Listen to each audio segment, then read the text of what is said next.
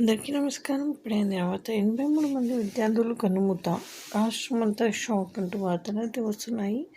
మరి దాని గురించి వీడియో చేయడం అయితే జరుగుతుంది. ఫ్రెండ్స్, వీడియో స్కిప్ చేయకుండా చివరి వరకు చూడండి. అలా అయితేనే మీకు పూర్తి ఇన్ఫర్మేషన్ అనేది అందుతుంది. అలానే చాలామంది చూస్తున్నారు కానీ సబ్స్క్రైబ్ చేయడం మర్చిపోతున్నారు. దయచేసి సబ్స్క్రైబ్ చేయండి. అలానే లైక్ చేయండి. ఇక లైక్ చేయకుండా వీడియోలోకి వెళ్ళిపోదాం.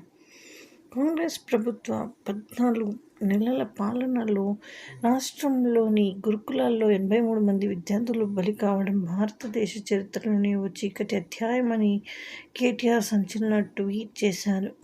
ఈరోజు తెల్లవారుజామున ఉమ్మడి ఆదిలాబాద్ జిల్లాలోని బోధ్ నియోజకవర్గం ఇచ్చోడ మండలంలో 9వ తరగతి విద్యార్థి నిద్రలో చనిపోయింది.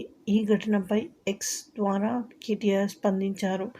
ఈ క్రమంలో ఆయన తన ట్వీట్లో ఇలా రాసుకొచ్చారు: గురుకులాల్లో మోగుతున్న విద్యార్థుల మరణ మృదంగాన్ని ఆపడం చేతకాని ముఖ్యమంత్రి రేవంత్ రెడ్డికి చివరికి కనీస మానవత్వం కూడా లేదని తేలిపోయింది.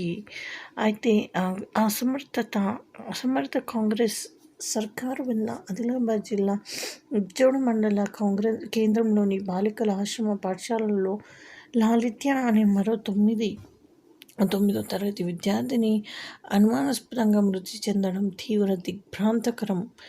కళ్ళ ముందు విగత జీవిగా పడి ఉన్న బిడ్డ ఆ మృతదేహం చూసి గుండెలు పగిలిన తల్లిదండ్రులను ఓదార్చాల్సింది పోయి పుట్టెడు దుఃఖంలో ఉన్న తండ్రిని పోలీసులు అదుపులోకి తీసుకోవడం అత్యంత దుర్మార్గం. రోజురోజుకు ప్రజల దృష్టిలో దిగజారిపోవడమే కాకుండా పోయిన కాంగ్రెస్ సర్కార్ తీరును చూసి విద్యార్థులు, తల్లిదండ్రులే కాదు రాష్ట్ర ప్రజలు కూడా అసహించుకుంటున్నారు. ఈ దాష్టికానికి విద్యాశాఖ మంత్రిగా విఫలమై హోంమంత్రిగా కూడా అట్టర్ ఫ్లాప్ అయిన ముఖ్యమంత్రిదే పూర్తి బాధ్యత అని కూడా రాసుకొచ్చారు. సో ఇది ఫ్రెండ్స్, థ్యాంక్స్ ఫర్ వాచింగ్.